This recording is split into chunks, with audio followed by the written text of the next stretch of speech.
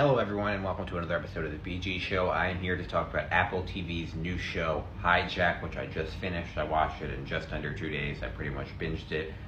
So this is my spoiler review. If you have not seen the show, do not move forward. This is your official spoiler warning.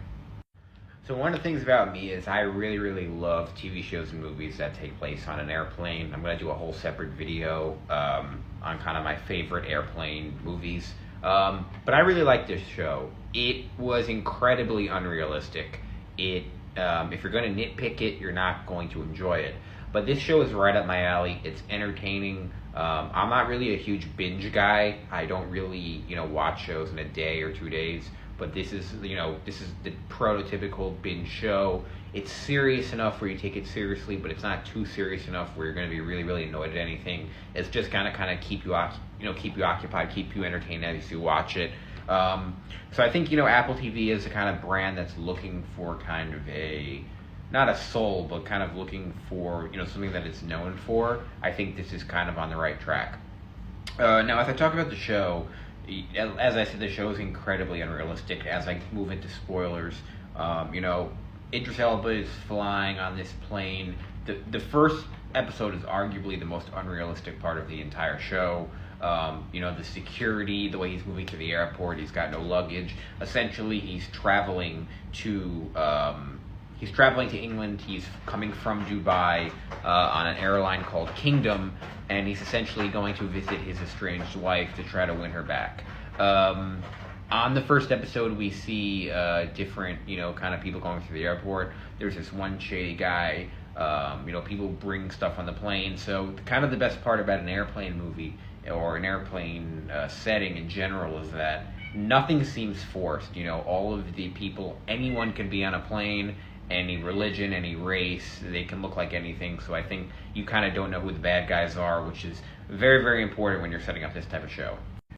My first gripe with the show, I guess, is how they kind of took control of the plane. Essentially, there was a woman who was kind of, not held hostage, but kind of blackmailed by a organized crime group to essentially look away as the bad guys are able to load up guns onto the plane with blank bullets, so no one knew that they weren't really going to fire. I thought that was kind of whack. I think there are other ways to kind of take over their plane. They could have been way more creative.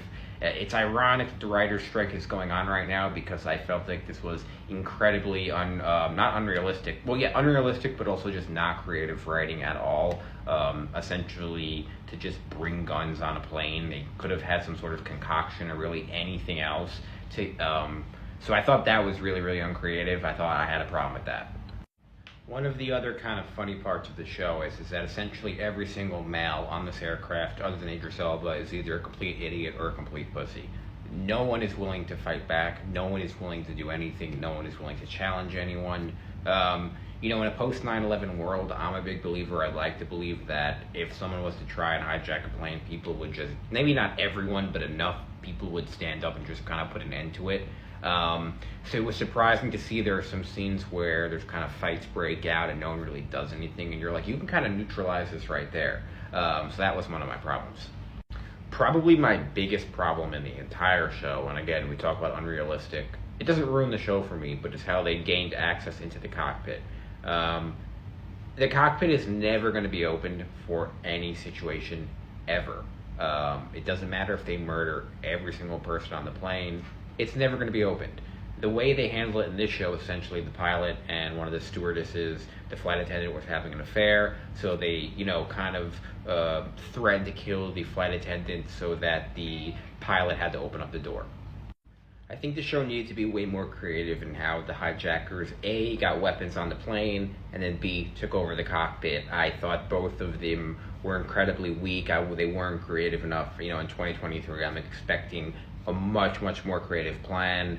This kind of reminded me a little bit of like a 90s movie, so that was kind of weak. As the show goes on, essentially we start to learn that the hijackers themselves are not the bad guys. They are basically working for a organized crime group whose goal is to tank the stock and then short the stock and make a lot of money off it. It's a kind of a plot we've seen in other movies. We've seen it kind of in Dark Knight Rises. They're trying to do that.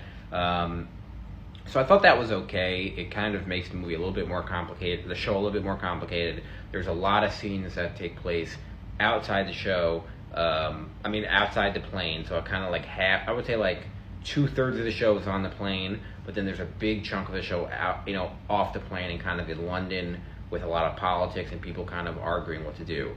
So again, I think this show is like a solid. When it's good, it's like a 7 out of 10, but when it's unrealistic, it drops down to like 4 or 5. I think it had the opportunity to be a really, really top tier show. It kind of falls into kind of like the average entertaining crowd. It's a little bit wonky. I kind of settled into a PG-13 type show, but then people are getting their heads blown off as the show goes along. So it's kind of rated R at times, it's PG-13 at times. It's a little bit, kind of unbalanced there. You're not really sure what to expect. But overall, like I said, I don't have a ton of stakes in the show, so I thought it was good. It was just unrealistic. I wish they kind of, if you're going to do a hijacking show, I guess entertaining is the most important part, but I wanted the show to be more realistic. I just hated that the pilot opened up the door. I thought that was really, really stupid. I didn't think that was clever. Not only did he open up the door, but he beat the shit out of the co-pilot. As the show kind of goes on, I guess the big twist at the end is there's a woman who you think is just kind of a regular scared woman who actually gets up, goes to the bathroom, pulls out a gun, walks to the cockpit, shoots the pilot in the head, and then takes over the flight. And we learn that she also was working for the organized crime group because they have her daughter hostage. I thought this was a great twist. This is probably the highlight of the show, is when she kind of did this. It was the most shocking. But I don't think they ended it so well. Essentially, okay, her daughter's hostage. So essentially these bad guys threaten your family and you do whatever you want for them. That's kind of like the crutch of the show, which again makes sense, but it kind of allows them to do anything. I thought the ending was a little bit abrupt. I didn't think it was as good as it could have been. But again, the show was good. I think if they wanted to be kind of funny and just have Idris Elba be kind of hijacked on a boat and then hijacked on a train, I would do it. Just figure out another way. Even if he gets hijacked again on a plane, maybe try that again.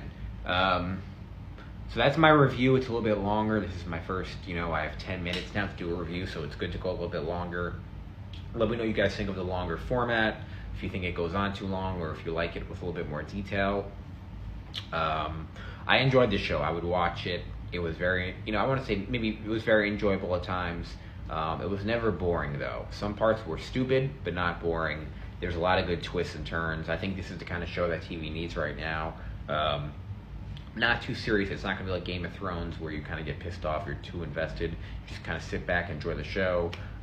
It's kind of a thriller, but it's not too scary.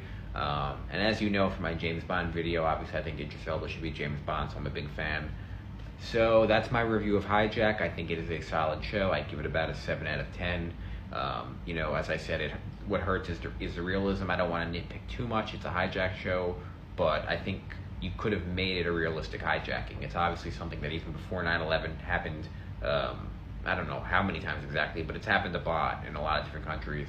Now we think of it in terms of 9/11, but before 9/11, hijackings were very political.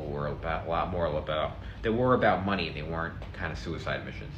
So that's my review of this. I think it's a success for Apple TV. I think it's a success for Idris Elba and everyone involved. Not a huge success, but a success. So thanks again for watching, guys, and as always, I'll see you on the next one.